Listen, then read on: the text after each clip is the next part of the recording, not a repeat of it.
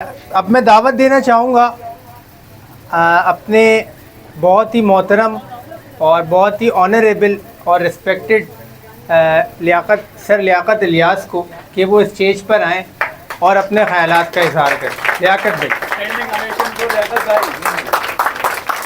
अस्सलामु अलैकुम। अच्छा, सबसे पहले तो मैं यहाँ बैठे हुए तमाम हमारे इन हाउस के जो पेशेंट हैं, जो हमारे साथी हैं, और उनको जो फैमिलीज़ आई हुई हैं उनकी, जो हमारे रिकवरी साथी हैं, रिकवरी साथी या बहाली वाले साथी उनको कहते हैं जो बच्चे यहाँ से जाने के बाद अब तक नशा छोड़े हुए हैं, उनको टाइम हो गया, किसी को 2 साल 3 साल 5 साल, उनको हम रिकवरिंग साथी कहते हैं वो। और ख़ास तौर पे आज के जो हमारे इस दिन के जो हीरो हैं तला भाई, उनको और उनकी फैमिली को मैं मुबारकबाद पेश करता हूँ, और आप सब लोगों को भी मुबारकबाद पेश करता हूँ, सलाम पेश करता हूँ। हाँ, हीलिंग होम की अपनी पूरी टीम के लिए, जैसे वो तला जब अपनी स्टोरी बयान कर रहे थे तो वो आसिफ भाई का नाम बार बार ले रहे थे, तो मुझे वहाँ बैठे हुए बेहद खुशी हो रही थी, क्योंकि मैं इसका मतलब जानता हूँ कि जब आप एक मरीज़ इन हाउस होता है, घर से दूर, तकलीफ़ में, आप देखें ना, नशे जैसी महबूब चीज़ को छोड़ते हुए, मैं हमेशा एक बात करता हूँ कि उसको आप सोने का पलंग दे दें, सोने का नवाला दे दें, आप कोई 7 स्टार फैसिलिटी दे दें, लेकिन जब उसके पास से नशा जा रहा होता है ना, वर्स्ट किस्म की सिचुएशन होती है, तो वहाँ जो स्टाफ हमारा मेहनत करता है, उनके साथ बैठता है, उनको अपनाइयत से डील करता है, तो फिर दिल से नाम निकलता है। तो मैं ये समझता हूँ कि मेरी टीम के लिए एक दफ़ा तालियां बजाएं, क्योंकि ये चीज़ जो है ऊपर से नीचे तक हम सब बहुत दिल से काम करते हैं, बहुत कोशिश करते हैं, बहुत मेहनत करते हैं पेशेंट पे। जब भी कोई इंडिविजुअल नशा छोड़ने की तरफ आता है तो ज़ाहिर है ये शुरू में बहुत एक मुश्किल काम लगता है कि ये हम नहीं कर पाएंगे, कोई भी इंडिविजुअल जब इस तरह की सोच रखता है तो। और फिर ज़ाहिर है जब आप मेहनत करते हैं, चैलेंजेस का सामना करते हैं, आप इलाज की तरफ आते हैं, और इलाज के बाद भी उस मेहनत को कैरी करते हैं, चैलेंजेस का सामना करते हैं, तो फिर 365 दिनों के बाद ये मौका मिलता है जो आज तला के पास है, जिसमें कि वो अपनी सालगिरह बनाता है, सेलिब्रेशन करता है इस बात की कि उसने नशे से पाक 1 साल पूरा कंप्लीट किया। तो तला खान के लिए एक दफ़ा फिर ज़ोरदार तालियां बजाएं। और यकीन जाने कि ये तलाहान जानता है और थोड़ा बहुत हम जानते हैं, क्योंकि हमारा ये काम है, कि ये कितना मुश्किल काम है। जब हम कहते हैं कि नशे के से पाक जिंदगी की सालगिरह, तो इसका मतलब क्या है? इससे किसके पीछे बहुत सारी मेहनत है, उस इंडिविजुअल की, फैमिली की, इदारे की, और फिर ज़ाहिर है जाके खूबसूरत ये इमारत जो बनती है इन पिलर्स के साथ। ज़ाहिर है जब आप कामयाब होते हैं तो तला खान के लिए मेरा ये मैसेज है कि जब मैं उसके साथ बैठा हुआ तो मैं उसको कह रहा था कि आज का दिन आपका है और आप इस दिन के हीरो हैं, और आपको इस पे फ़ख्र महसूस होना चाहिए, और आज के दिन को खुल कर एंजॉय करें आप। और हम सबको, हीलिंग होम की पूरी टीम को और यहाँ बैठे हुए तमाम लोगों पे, आप पे बहुत ज़्यादा फ़ख्र है। आपने जो अपनी अचीवमेंट्स गिनवाई, सबसे बड़ी अचीवमेंट आपकी बहाली का मतलब सिर्फ बहाली नहीं है, जैसे आपने कहा 1 2 3 चीज़ें, अब आपकी लाइफ में जो भी चीज़ें ट्रैक आउट हो गई थी वह वापस ट्रैक पे आ रही है, तो यही रिकवरी का मतलब है कि आपकी लाइफ वापस ट्रैक पे आ रही है। तो आज आप फ़ख्र महसूस करें, क्योंकि जब मैं आपको देखता हूँ, जब हम आपको देखते हैं, मैं हीलिंग होम की टीम की बात कर रहा हूँ, मैं आपको अपनी बात बता रहा हूँ, जब मैं किसी रिकवरिंग को ऐसे देखता हूँ तो कहते हैं ना, हमारा सीना बड़ा चौड़ा हो जाता है। ये बात बिल्कुल सही है कि ये एक मुश्किल काम है। आप देखें ना, घर के अंदर एक नशे का मरीज होता है और पूरी फैमिली परेशान होती है। यहाँ हमारे पास 28-30 माशाल्लाह वो भाई हैं, और हम उनको डील करते हैं, यही हमारी लाइफ का हिस्सा बन गया हुआ है। चैंपियन जो है वो जिम में नहीं बनते, बल्कि चैंपियन जो है वो आपके अंदर की सलाहियतों के ऊपर काम करते हुए आप चैंपियंस बनते हैं। तो यकीनन तला आप चैंपियन हैं, आप हीरो हैं, आपने अपनी सलाहियतों पे काम किया। आज के दिन से यहाँ बैठे हुए मेरे जो दूसरे नशे के मरीज हैं, जो साथी हैं, वो आज के दिन से सिर्फ जो एक वाहिद मैसेज लेंगे वो ये लेंगे कि इंशाअल्लाह 1 साल के बाद वो भी यहाँ खड़े होंगे और अपनी सालगिरह को सेलिब्रेट कर रहे होंगे इंशाअल्लाह। बैठे हुए तमाम साथियों के लिए कहूँगा कि जब भी आप अपनी लाइफ में कोई गोल बनाते हैं तो जो रिकवरी है उसको हमेशा प्रायोरिटी पे रखें। वो जो टॉप 1 है वो रिकवरी है, क्योंकि नशे से पाक जिंदगी ही से ही ये सारी चीज़ें जुड़ी हैं। जैसे हमारे साथी ने कहा कि मैंने अपने पैसों से रिस्क हलाल से मोबाइल लिया, एक अच्छा महंगा मोबाइल लिया, तो ये उसकी लाइफ की अचीवमेंट है। लेकिन ये लाइफ की अचीवमेंट क्यों हुई है? क्योंकि वो नशे से पाक है।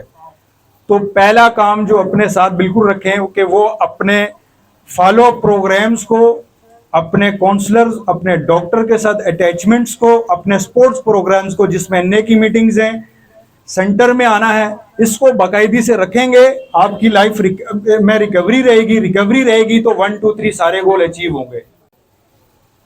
होता यही है कि जब एक बच्चा इलाज के लिए आता है, थोड़ा सा यहाँ मैं फैमिलीज को बताऊं और जो बच्चे दाखिल हैं उनके लिए अभी ये बात कर रहा हूँ कि जब एक बच्चा मैं हमेशा ये बात करता हूँ, अभी हमारी 6-7 दिन पहले जो है वो एक जगह मीटिंग थी जिसमें कराची के तकरीबन कोई 48-50 रिहैब वाले या हॉस्पिटल वाले जमा थे हम लोग सारे।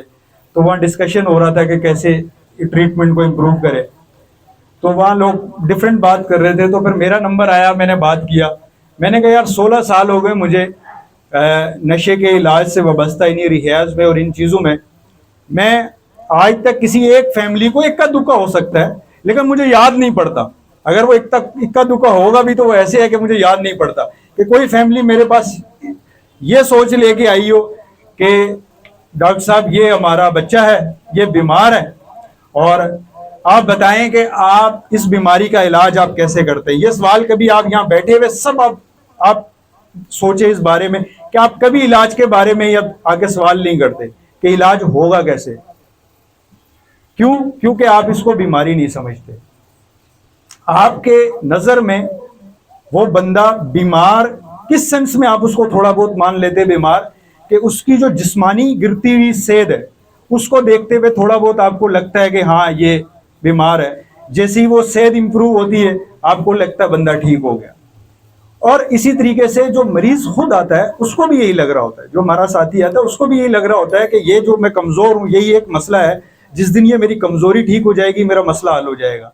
मैं आपको बताऊं कि नशा एक बीमारी है, जैसे बिल्कुल एक शुगर की बीमारी है ऐसे ही नशा भी एक बीमारी है। जैसे सब मीठा खाने वाले बीमार नहीं होते, ऐसे हर कोई नशा करने वाला नशे का मरीज नहीं होता। और जो मरीज हो जाता है जब ये एक बीमारी है, वो एक मरीज है, तो जाहिर है उसका एक इलाज होगा।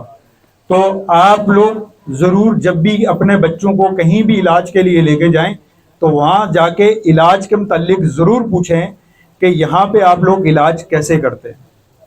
क्योंकि जब आप लोग ये सोच लेके जाते हैं, जब आप लोग इसको बीमारी नहीं समझते, तो होता क्या है कि जब आपको 15-20 दिन बाद वो बच्चा नजर आता है जिस्मानी तौर पे तंदुरुस्त, वो बच्चा तो पहले से ही खुद को कह रहा होता है कि मेरा मसला हल हो गया, और फैमिली जब देखती है उसको भी लगता है मसला हल हो गया, अब क्यों इदारे वाले रोक रहे हैं।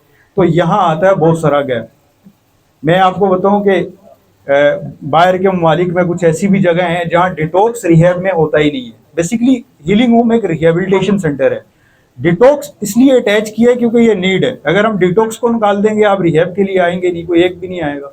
तो हमारा फोकस रिहैब है, क्लिनिकल सर्विसेज है, मेडिकल फोकस ट्रीटमेंट नहीं है ये। इस ट्रीटमेंट में कभी भी ड्रिप और इंजेक्शन जो है ना वो ऊपर नहीं है। काउंसलिंग और बातचीत हमेशा ऊपर है, ग्रुप थेरेपी ऊपर है। तो आप इस चीज़ की अहमियत को समझेंगे तो आपको बेहतर नताइज मिलेंगे। जब तक आप इन चीज़ों को नहीं समझेंगे आप बेहतर नताइज नहीं ले सकते। तो ये एक फैमिली से मुझे अच्छा लगा। सॉरी तला भाई, मुझे लगा कि बेहतर मौका फैमिलीज बैठी हैं तो अपनी मैंने थोड़ा सा वो क्या कहते हैं आप लोग पेल दिया, हाँ? अपना मंजन भेज दिया। हाँ, कहते हैं कि बच्चे हमें कहते हैं लियाकत भाई आप तो अपना मंजन भेजते हो, आप लोगों का काम ही यही है, फैमिली को मोटिवेट करो, रोको, पैसे बनाओ। आप लोग तो पैसे लेते हो, आप तो रोकते इसलिए हो। इलाज विलाज क्या, इलाज तो हो गया मेरा। तो ये तो हम दिन भर फेस करते रहते हैं इनके साथ, किसी भी बच्चे के साथ बैठते हैं तो ये सब फेस करना पड़ता हमें। तो फैमिलीज इसके बारे में पढ़ें।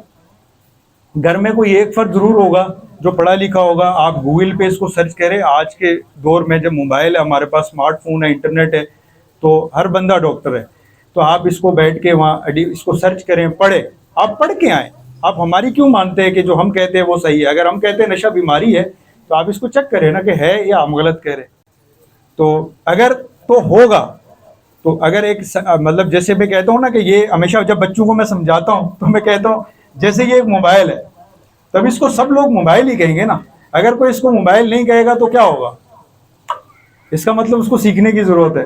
तो होता यही है कि जब आप बहस कर रहे होते ट्रीट इसको बीमारी ना मानने के लिए, तो ये बिल्कुल एक आप बिल्कुल जो है हकीकत से इनकारी होते हैं। तो इसके लिए आपको सीखना चाहिए और यकीनन ये सीखने से ही बेहतर होगा। आखिर में मैं एक शेर जो है पढ़ूंगा, जो हो गया उससे सोचा नहीं करते, जो मिल गया उससे खोया नहीं करते, हासिल उन्हें होती है मंजिल जो वक्त और हालात पर रोया नहीं करते।